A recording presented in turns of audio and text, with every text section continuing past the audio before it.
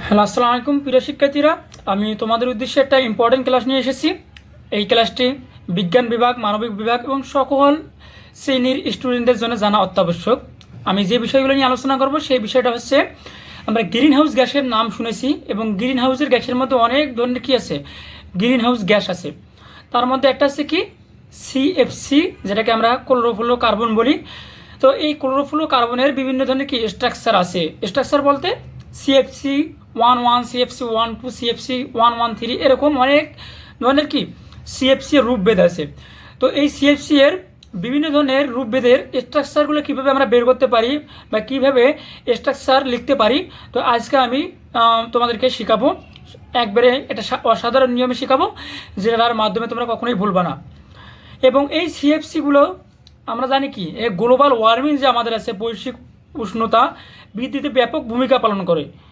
এবং আমরা জানি যে সিএফসি হচ্ছে আমাদের বায়ুমণ্ডলে যে কী আছে, তাপমাত্রা আছে, তাপমাত্রা 16% বৃদ্ধিতে কী করে, এই তাপমাত্রা বৃদ্ধিতে ব্যাপক ভূমিকা পালন করে। এবং এটি হচ্ছে কার্বন ডাইঅক্সাইডের তুলনায় আমরা জানি যে গ্রিন হাউস গ্যাসের মধ্যে কার্বন ডাইঅক্সাইডের পরিমাণ সবথেকে বেশি, যেটা হচ্ছে 50%।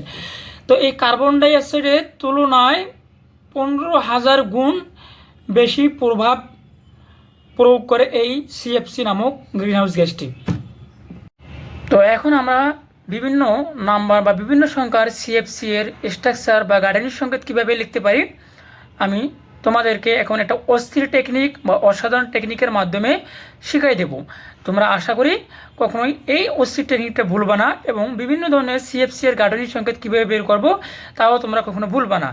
এখন শুরু করা যাক। এই অসাধারণ টেকনিকটি হচ্ছে, সাপোজ আমি একটা এক্সাম্পল দিচ্ছি যে সিএফসি 11 দেওয়া আছে বা ক্লোরোফ্লোরো কার্বন 11 দেওয়া আছে।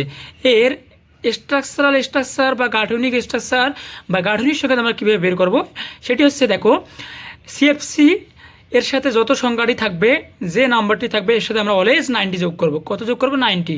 এই 90 সাথে আমি তাহলে 11 যোগ করব, তাহলে হবে 101।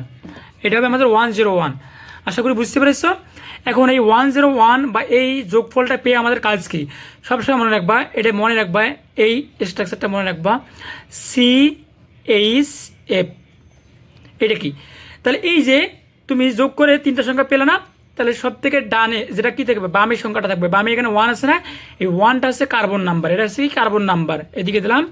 এইচটা হচ্ছে তোমাদের কি, এটা হচ্ছে দেখো এই 0 নাম্বারটা হচ্ছে এইচের নাম্বার, আর এফটা কী আছে, এই 1টা ডানে না, এই ডানের সংখ্যা যেটা থাকবে সেটা হচ্ছে এফ কী করবে, ডিটেক্ট করবে বা নির্দেশ করবে যে এই সংখ্যাটি হবে এফ। তো এটা বুঝতে পেরেছ। তাহলে এখন দেখো কার্বন সংখ্যা কয়টা আছে বলো তো, একটা আছে, তাহলে একটা কার্বন আমি দিলাম। তাহলে সবসময় মনে রাখবা, এই সিএফসি যেগুলো হবে, সিএফসির স্ট্রাকচারগুলো সবসময় কী হবে, মিথেন বা ইথেনের জাতক হবে বা ডেরিভেটিভস হবে। মানে মূল যৌগ যেটা হবে এইটা কার থেকে উদ্ভূত হবে, মিথেন অথবা ইথেনের থেকে।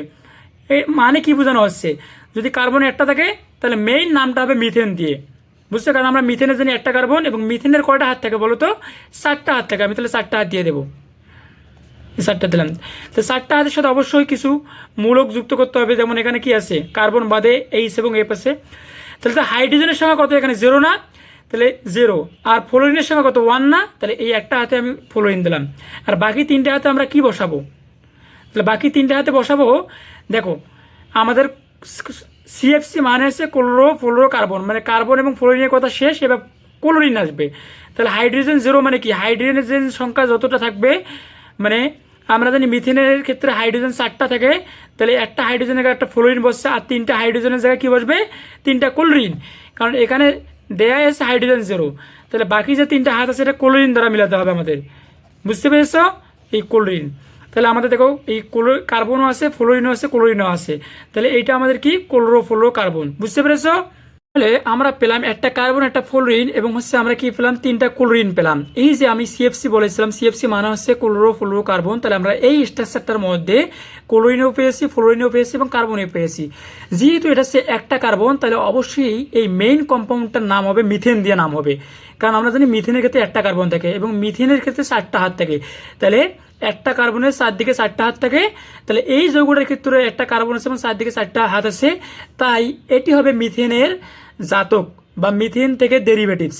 তাহলে নাম হবে, দেখো এই ক্লোরিন এবং ফ্লোরিন কো ফো। তাহলে দেখো আমাদের প্রথমে উচ্চারণ হচ্ছে সির মতো উচ্চারণ হচ্ছে, আর ফ্লোরিনের ক্ষেত্রে এফটা পরে উচ্চারণ হচ্ছে। তাই নামকরণের ক্ষেত্রে একটা আমাদের কি জিনিস শিখতে হবে, ইংরেজি বর্ণের আদ্যাক্ষর বা বর্ণ অনুযায়ী যার নাম আগে হবে নামকরণের ক্ষেত্রে তার নাম আগে লিখতে হবে। তাহলে ক্লোরিনের ক্ষেত্রে সি আগে, তাহলে কয়টা কার্বন বলো, ক্লোরিন কয়টা বলো দেখে, 1 2 3 না, তাহলে হচ্ছে ট্রাইক্লোরো, এই যে লিখতেছি ট্রাইক্লোরো, ট্রাইক্লোরো। আর ফ্লোরিন কয়টা, একটা না, এই যে ফ্লোরো, কারণ নামকরণের ক্ষেত্রে ফ্লোরিন থেকে ফ্লোরো হয়, ক্লোরিন থেকে ক্লোরো হয়। আর এটা মেইন যৌগটা কে, এই যৌগটা কোথা থেকে এসেছিল, মিথেন থেকে, এই জন্য শেষে মিথেন হবে, কারণ মেইন জিনিসটা মিথেন, এই জন্য মিথেন শেষে হবে। আশা করি বুঝতে পেরেছ। এবার দেখো CFC 1 2, তাহলে এই 1 2 নাম্বারটার সাথে আমাদের 90 যোগ করতে হবে, তাহলে 102। তাহলে এই যে 2 নাম্বারটা হচ্ছে কি এফ এর সংখ্যা, এটা হচ্ছে হাইড্রোজেন, আর এটা হচ্ছে কি কার্বনের সংখ্যা। যেহেতু হাইড্রোজেন 0 মানে কি, হাইড্রোজেনের 0 জায়গায় তাহলে কি ক্লোরিন রিপ্লেস হবে, কারণ আমরা জানি কি কার্বন একটা মানে কি, এই যে একটা কার্বন, তাহলে 4টা হাত হবে অবশ্যই। তাহলে আমাদের ফ্লোরিন কয়টা আছে বলো তো, 2টা আছে না, তাহলে ফ্লোরিন 2টা বসাইলাম আমি। আর বাকি হাত 2টা কি, হাইড্রোজেন যেহেতু 0, তাহলে হাইড্রোজেন জায়গায় কে বসবে, ক্লোরিন 2টা বসবে, এটা মনে রাখতে হবে। তাহলে এই যে আমাদের এখন স্টার সংকেত হয়ে গেল, এর নামকরণ করব। তাহলে ফ্লোরিনের 2টা আছে, ক্লোরিনের 2টা আছে, তাহলে কি হবে নামকরণ, 2টা মানে ডাইক্লোরো। ক্লোরিন কেন আগে জানো, যেহেতু ক্লোরিনের সি আগে, ডাইক্লোরো, ডাই ফ্লোরো। যেহেতু কি বলো দেখে একটা কার্বন, তাহলে মিথেন হবে, বুঝছো, নামটা হবে মিথেন। তাহলে ডাইক্লোরো, ডাইফ্লোরো, মিথেন, বুঝতে পেরেছো, আশা করি বুঝতে পেরেছো সবাই। এবার আমরা যেটা দেখবো সেটা হচ্ছে, সেটা দেখবো আমরা একটা 3টে ইয়ার ক্ষেত্রে দেখি, যে যখন কার্বন সংখ্যা 2টা হবে তখন কী হবে, CFC 1 1 3। তাহলে 113 সাথে অবশ্যই 90 সাথে আমরা 113 যোগ করবো। তাহলে যোগ করলে হবে আমাদের 1 কত হবে 203। এটা বুঝতে পেরেছো যে আমাদের কত হবে বলো দেখে, বলো যে 33102, তাহলে 203 হবে। তাহলে এই সংখ্যাটা কি অবশ্যই যেহেতু ডানে আছে, তাহলে এফ, এটা হচ্ছে হাইড্রোজেন, আর এইটা হচ্ছে আমাদের কার্বন। তাহলে এই হাইড্রোজেন যা কে রিপ্লেস হবে, ক্লোরিন।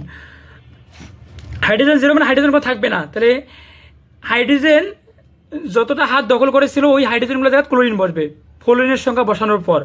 তো 2টা কার্বন আছে মানে কে, আমরা জানি যে অ্যালকেনের 2 নাম্বার কার্বন বিশিষ্ট অ্যালকেন গ্রুপের নাম আছে ইথেন। তাহলে ইথেনের ক্ষেত্রে দেখো এইভাবে C1C, এরা কার্বন কার্বন সিঙ্গেল বন্ড বা সিগমা বন্ডে থাকে। তাহলে এই প্রতিটা কার্বনে আমরা 4টা হাত জানি, তাহলে এই 4টা হাত হয়ে গেলে 1টা 2টা 3টা 4টা, এরও 4টা, 1টা 2টা 3টা 4টা, বুঝছো। তাহলে এখন ফ্লোরিন কটা আছে, 3টা না, 3টা আছে। তাহলে ফ্লোরিন 3টা যেহেতু আছে, তাহলে আমি এদিকে একটা দিলাম, এখানে একটা দিলাম, 2টা আমরা ভাগাভাগি করে নেব, একবারে 3টা দিলে কেমন না, তো আমরা কি করব, একদিকে 2টা দেবো, একদিকে একটা দেবো, এখানে একটা ক্লোরিন দেবো, কারণ কি আমাদের হাইড্রোজেন তো 0, তাহলে হাইড্রোজেন জায়গাগুলো ক্লোরিন বসবে, এখানে ক্লোরিন, এখানে ক্লোরিন, এখানে ফ্লোরিন। তুমি যে কোনো জায়গায় দিতে পারবা, এখানেও ফ্লোরিনটা দিতে পারতা, এখানেও ফ্লোরিনটা দিতে পারতা, বুঝতে পারছো, আমি নিচে দিলাম। তাহলে এই যে 3টা ফ্লোরিনের কাজ আমাদের হয়ে গেছে। এখন আমরা যেটা দেখব যে এর নামকরণটা কি হবে, তাহলে সব শেষে কী হবে, সব শেষে যেহেতু এটা ইথেনের জাতক, তাহলে ইথেনটা সব শেষে হবে। তার আগে আমাদের দেখো যেহেতু 2টা কার্বন না, তাহলে 2টা কার্বনের ক্ষেত্রে অবশ্যই নাম্বারিং প্রয়োজন। তাহলে আমি যদি এটাকে 1 ধরি, এইটা হচ্ছে 2, বুঝতে পেরেছো। তাহলে দেখো এই 1 নাম্বার কার্বনে ক্লোরিন একটা আছে, আর 2 নাম্বার কার্বনে ক্লোরিন 2টা আছে, তাহলে সে 3টা ক্লোরিন মোট। 1 নাম্বার কার্বনে একটা মানে 1, এই 1 মানে কি 1 নাম্বার কার্বনে একটা, 2 নাম্বার কটা কার্বনে কটা আছে, 2টা ক্লোরিন না, তাহলে 2 2, তাহলে কয়টা ক্লোরিন মোট, 3টা না, এটাকে বলা হয় ট্রাইক্লোরো।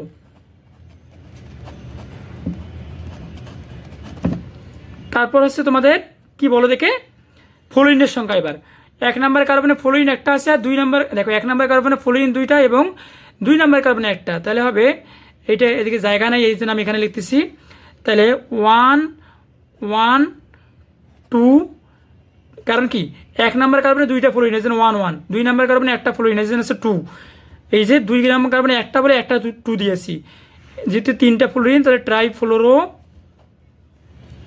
এই দেখো এটা তো বুঝছো যে 1 নাম্বার কার্বনে 2টা ফ্লোরিন, 1 নাম্বার কার্বনে 2টা ফ্লোরিন থাকার কারণে কি 1 1 দিয়েছি, আর 2 নাম্বার কার্বনে ফ্লোরিন কয়টা, একটা, এই জন্য আমি 2 নাম্বার কয়টা একবার লিখছি, কারণ 2 নাম্বারে একটা ফ্লোরিন আছে, যেহেতু 3টা ফ্লোরিন আছে টোটাল, তাহলে ট্রাইফ্লোরো হবে। ট্রাইফ্লোরো আমাদের মানে ক্লোরিন ফ্লোরিনের কাজ শেষ, এবার কার্বনের, যেহেতু 2টা কার্বন তাহলে এটা কার ডেরিভেটিভস ইথেন, শেষে ইথেন হবে। এই 3টাই ছিল আমাদের মেইন সিএফসি। তোমাদের আরও সিএফসি আছে। আরেকটা জিনিস মনে রাখবা, যখন ক্লোরিনের যখন এই সিএফসি এর মধ্যে কখনো হাইড্রোজেন যদি থাকে তাহলে সেটা হবে বিশুদ্ধ সিএফসি, মানে সেটা ভালো। সিএফসি এমনিতে আসলে খারাপ, কারণ গ্লোবাল ওয়ার্মিংয়ে বেশি ভূমিকা পালন করে। যদি কখনো হাইড্রোজেন থাকে ব্যতিক্রমে তাহলে সেটা হচ্ছে আমাদের কি বিশুদ্ধ। তো এই ছিল সিএফসি নিয়ে আলোচনা। তো আশা করি তোমরা স্ট্রাকচার সুন্দরভাবে লিখতে পারবা কোনো ক্রমের সন্দেহ ছাড়াই। যদি কখনো কোনো প্রবলেম থাকলে আমাকে অবশ্যই জানাবা। আশা করি সবাই ভালো থাকবা। ধন্যবাদ।